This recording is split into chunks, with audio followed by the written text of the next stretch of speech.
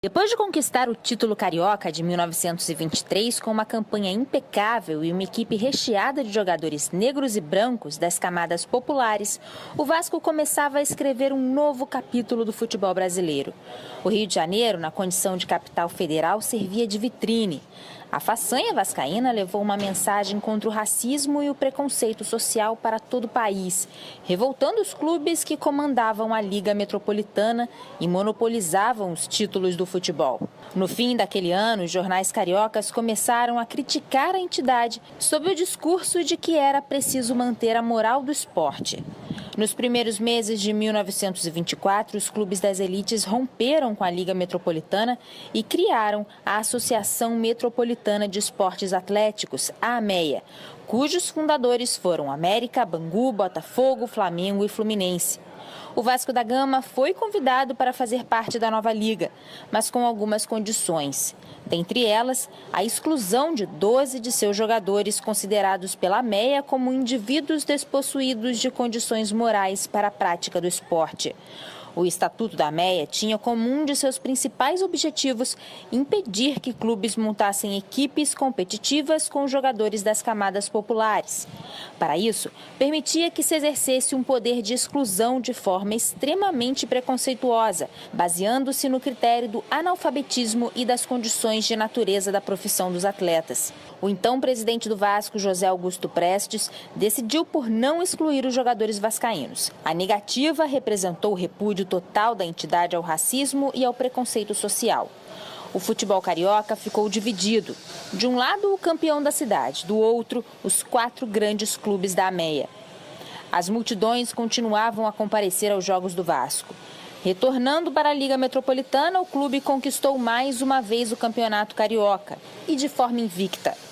Por ser o time que somava mais pontos nos últimos 3 anos, o Vasco ganhou a posse definitiva da Taça Constantino. Neste mesmo ano de 1924, impulsionados pela tentativa dos ditos grandes clubes em enfraquecer o Vasco, os dirigentes vascaínos já debatiam seriamente a compra de um terreno para a construção de um estádio próprio, enxergando como meio de obter total autonomia para o clube.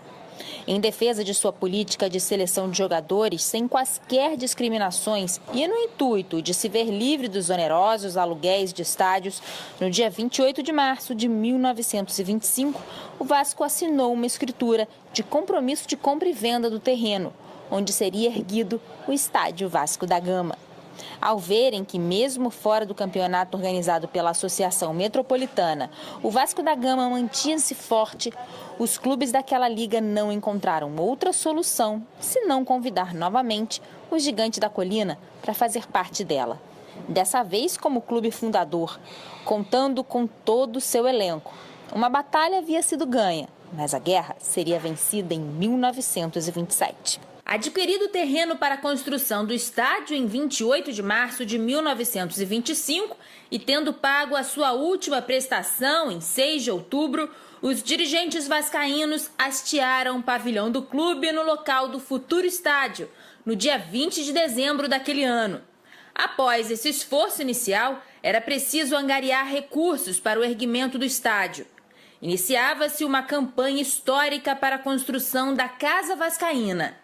As 3 principais ações nesse intuito foram uma gigantesca campanha para atrair novos sócios, que ficaria conhecida como Campanha dos 10 mil, contribuições individuais de vascaínos e vascaínas e o lançamento de debêntures no mercado, ou seja, títulos de créditos ao portador. A chamada Campanha dos 10 mil foi um verdadeiro manifesto dirigido pelo clube aos seus torcedores nos meses iniciais de 1926. O Vasco buscava atingir a extraordinária marca de 10 mil sócios.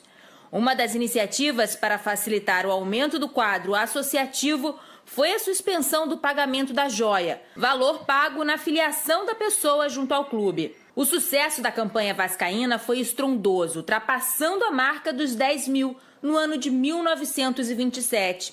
O Vasco se tornaria o clube com o maior número de sócios do Rio de Janeiro. Contribuições individuais também foram atividades incentivadas.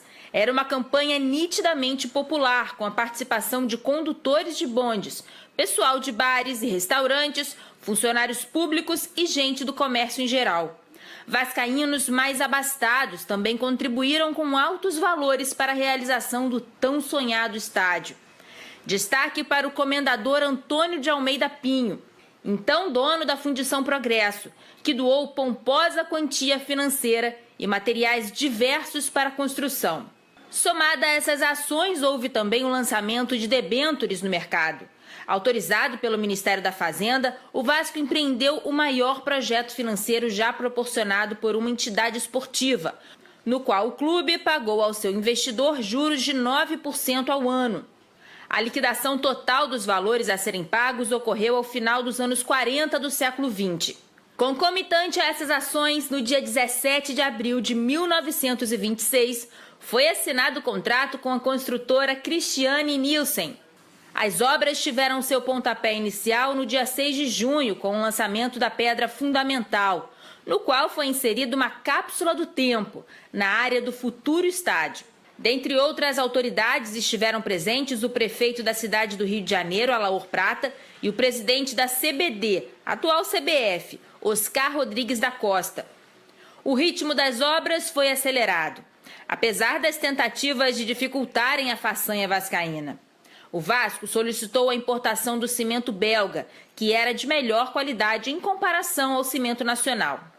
Inesperadamente, a importação foi barrada. Uma surpresa, afinal, outras entidades já haviam feito esse tipo de solicitação para grandes empreendimentos e os pedidos foram atendidos. A solução encontrada para vencer esse obstáculo foi reforçar ainda mais as estruturas do estádio. Para cada parte de cimento, 2,5 de areia e 3,5 de pedra britada. Nada parava o Vasco. O clube erguia o seu gigante de concreto. Em menos de 10 meses, daria ao Brasil o maior estádio da América do Sul. Tarde de 21 de abril de 1927, o Vasco dava ao Brasil o maior estádio da América do Sul. Naquele dia ensolarado, os 40 mil torcedores que acompanharam a inauguração ficaram impressionados com a beleza e a imponência do estádio vascaíno. Em especial, a sua fachada chamava a atenção de todos. Ela foi obra do arquiteto português Ricardo Severo da Fonseca e Costa. Produzida no estilo neocolonial e ocupando cerca de 274 metros de frente para a atual General Almério de Moura, a fachada é ornamentada por desenhos em azulejos, obras de arte fabricadas pelas mãos do desenhista e pintor igualmente lusitano Jorge Colasso. Coube ao aviador português Major José Manuel Sarmento de Beires o ato simbólico de cortar a fita inaugural ao lado do presidente do Vasco, Raul da Silva Campos, e do presidente da Confederação Brasileira de Desportos, Oscar Rodrigues da Costa. O presidente da República, Washington Luiz, também estava presente e assistiu aos eventos do dia da Tribuna de Honra. A partida de futebol da inauguração, disputada pelo Vasco contra a equipe do Santos de São Paulo, significou pouco se comparado ao que representava aquele marco histórico. O Vasco, em resposta àqueles que queriam diminuí-lo e enfraquecê-lo, e igualmente em resposta àqueles que gostariam de ver o futebol marcado pelo racismo e pelo preconceito social, fez surgir um verdadeiro templo do povo. O estádio, além de jogos do Vasco, passou a receber partidas de outros clubes e da própria seleção brasileira. Com a sua história de fundação singular e a sua utilização ao longo do tempo como palco de grandes manifestações populares e marcos importantes para o país, a Casa Vascaína escapou da serventia tradicional de arena esportiva e se colocou, no decorrer de sua gloriosa existência, como parte da história política, social e cultural brasileira, tornando-se um verdadeiro patrimônio nacional. No estádio vascaíno, Getúlio Vargas assinou a lei que instituiu o salário mínimo em 1940 e anunciou a instalação oficial da Justiça do Trabalho no Brasil em 1941. Em eventos como a comemoração do Dia da Independência, o maestro Heitor Villa-Lobos regia corais orfeônicos com milhares de jovens e crianças de escolas públicas e privadas do Rio de Janeiro. A Tribuna de Honra teve a presença de outras figuras importantes da política nacional, como Luiz Carlos Prestes, Juscelino Kubitschek, Eurico Gaspar Dutra, João Goulart, entre outros. Na Casa Vascaína também foram realizados desfiles de escolas de samba, shows de bandas internacionais e grandes eventos religiosos. Em São Januário, os vascaínos e vascaínas já riram, choraram, se alegraram e sofreram. O lendário estádio completa 90 anos em plena forma e pronto para muitas outras batalhas e títulos que estão por vir. De forma um tanto quanto sarcástica, o tempo nos reservou uma grata surpresa na contemporaneidade. 90 anos se passaram e somos nós que podemos nos orgulhar de dizer que, dos clubes grandes do Rio de Janeiro, o único a ter estádio próprio, com condições de receber partidas oficiais de futebol, é o Clube de Regatas Vasco da Gama.